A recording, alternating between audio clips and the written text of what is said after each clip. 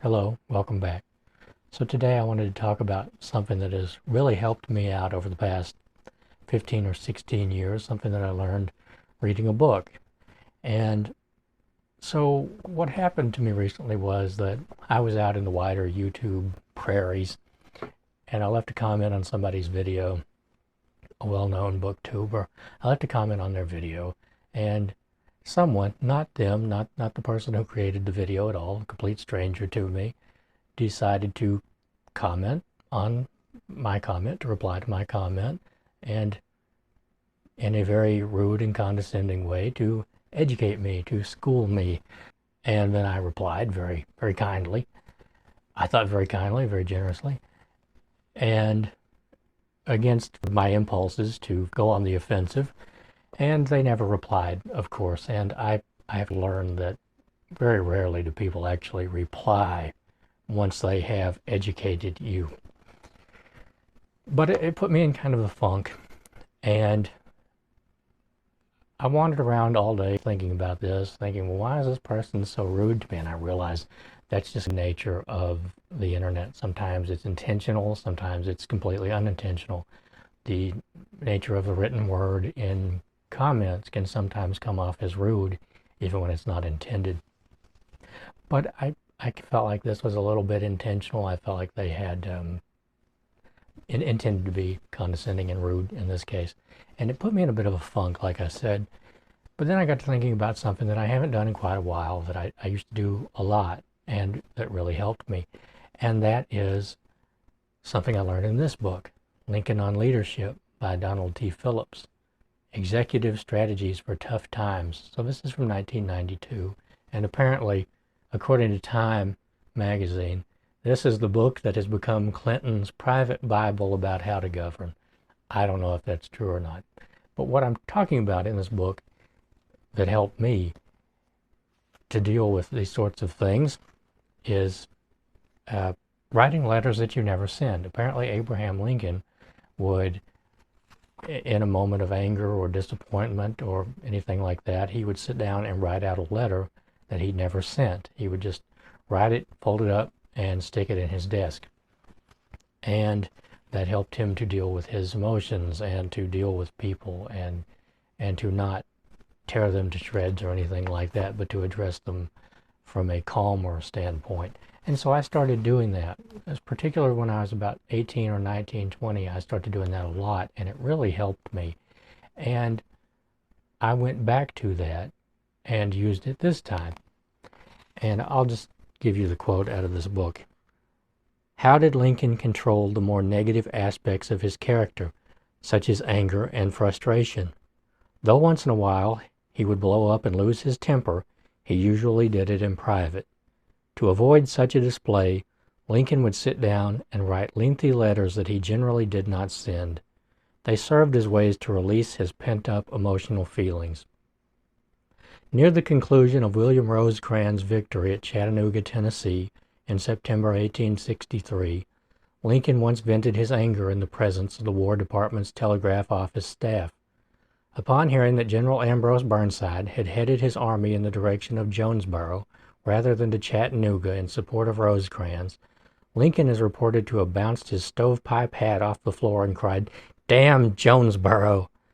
This was the only time anyone in that office would ever hear the president swear. But Lincoln was terribly angered. Burnside, he thought, had disobeyed a direct order and had not followed through on what he said he was going to do. So, characteristically, Lincoln sat down and wrote his general a chiding letter. "It makes me doubt whether I am awake or dreaming," he stated. "I have been struggling for 10 days, first through General Halleck and then directly to get you to go assist General Rosecrans in an extremity, and you have repeatedly declared you would do it, and yet you steadily move the contrary way." Once again, however, Lincoln simply wrote on the back of the letter, "Not sent." He felt better for having released his negative feelings, but probably realized that to chew out Burnside at that point in time would serve no useful purpose. Lincoln usually exhibited his darker sides only in private. Some time later, after cooling off, he would again address the problem in a less emotional frame of mind. but Lincoln's primary goal was to not lose his temper at all, or at least to minimize the times he would do so. So like I said, this is a really good activity if you struggle with wanting to blow up on people, or wanting to take out your anger on people, or whatever. And it's a really good technique also for getting to the bottom of your feelings and fleshing out your thoughts of with a person, an event. Doesn't have to be somebody you know. Even you can sit down and write a complete stranger a letter and just put down all your thoughts on that letter, and then stick it in your desk, throw it in the garbage can, shred it, burn it if you have a safe place to do it. It can be very, very cathartic to do that. And from my own experience, once you get to writing, it can be very cathartic, but also very fun. And as you're going along, you might start having so much fun that you become glad that this person has given you an opportunity to write this letter. And you'll come out of it feeling even better. That's what happened to me recently.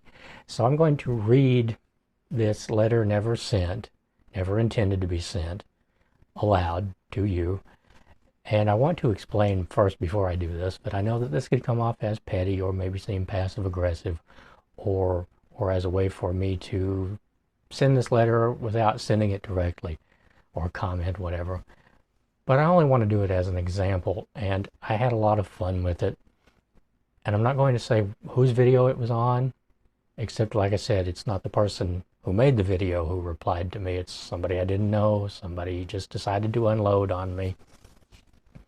And I'm not going to say who it was or when the video was. Or I think that what the video was about will probably become apparent as I read this. It's a little bit lengthy, but like I said, I had fun with it. And I think this will be the first time I've ever read something that I've written aloud on this channel. And so that'll be fun for me too. But don't hold this against me. This is just me blowing off steam. This is just me venting. It's not, you know, I go out of my way to be polite to people. And I want to point out that I have never had to write a letter like this for anyone who has commented on any of my videos ever. And in fact, I haven't even done this in quite a while. So here we go. Wow. Thank you so much for taking the time out of your busy day to concern yourself with a relatively unimportant comment such as mine. And while I see your point, and, believe it or not, agree with all your points almost completely, for reasons known only to yourself, instead of responding to me politely and attempting to open a dialogue, of which I assure you I'd have been not merely receptive but pleased to have engaged in, you arbitrarily decided to lecture me in a most condescending manner, as though you assume that I'm an ignorant, anti-intellectual, or an uneducated child, having made the judgment, without a shred of evidence to support your assumption, that I could never have been privy to the same books and research to which you yourself have been exposed, though you know nothing of my background, nor of my interests. And here I want to thank you for informing me that you are, quote, researching developmental psychology, unquote, though I'll point out that you neglected to mention whether this research is being done for a class, high school, or college, or if this is merely an interest or hobby of yours. To increase your clout, please do feel free to insert the name of the college you're attending, your grade point average, and any other qualifier you might deem necessary to support the basis of your authority, perhaps the type of car you drive, your income, or your father's profession and income, so that I can be properly informed of your superior credentials, which validate your opinion more than mine. It seemed to have escaped your laser-like intellect that I was not actually addressing the issue which you took it upon yourself to chastise me for. While I was addressing the cliquish snobbery which some insecure people adopt about reading printed words on a page, considering themselves real readers, as opposed to the people who listen to audiobooks, whom they insult as fake readers, posers, or cheaters, if you will, who haven't done the hard work of reading a real book, and so can't possibly be genuine readers. Gee, sound familiar? You took it upon yourself to lecture me about the textbook definitions of reading and listening. Thank you, because I swear I was not one of those nerds who grew up reading the dictionary for fun. Imagine. You gave me a lengthy lesson on the functions of the human brain. I've never once bothered to crack open Gray's Anatomy, nor the Oxford Companion to the Mind, so I'm indebted to you for saving me all of that absurdly hard work. And you took me to task over the way that the use of audiobooks in schools, and the lack of writing by hand with a pencil or pen, which I might add was not mentioned either in the video nor in my comment, has likely impaired the development of cognitive abilities in children, holding them back from developing crucial skills. Here you've got me. I didn't mention schools nor the importance of teaching children to read or write in order to develop their cognitive abilities and fine motor skills, because I assumed that this video was aimed towards adults, not children. My mistake. You said, and I quote, "There's a reason reading is stimulated in schools, you know," end quote. Thanks for informing me, and so respectfully. I myself never went to school, and so have no idea what goes on inside them, nor why they exist at all. Where would I be without you? Now, let's move on to some quibbles I have with your comment, from which I could infer that perhaps the development of your own cognitive abilities have been hampered. You've written aloud, spelled A-L-O-U-D, when you should have written aloud, spelled A-L-L-O-W-E-D. You've used as well when to would have more properly fit the context of your statement. And you've written, quote, "There's been a few researches," end quote, when you probably intended to write, "There have been studies," or "studies have shown." And you also stated, quote, "It's just a few researches until now," when you should have written, "There have only been a few studies so far," or "As of yet, there have only been a handful of studies." However, I don't know you, and because I strive to be polite to strangers, I wouldn't take it upon myself to correct your grammar. That would make me come across as a bit of a pretentious ass. Wouldn't you agree?